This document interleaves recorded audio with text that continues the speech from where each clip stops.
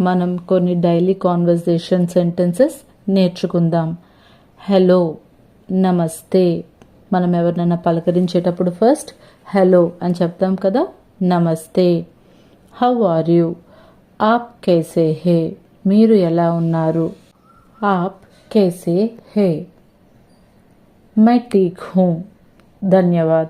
I am fine, thank you. मैं ठीक हूँ, धन्यवाद. What is your name? आपका नाम क्या है? మీ పేరేమిటి? आपका नाम क्या है? मेरा नाम रवि है. My name is Ravi. నా పేరు రవి. मेरा नाम रवि है.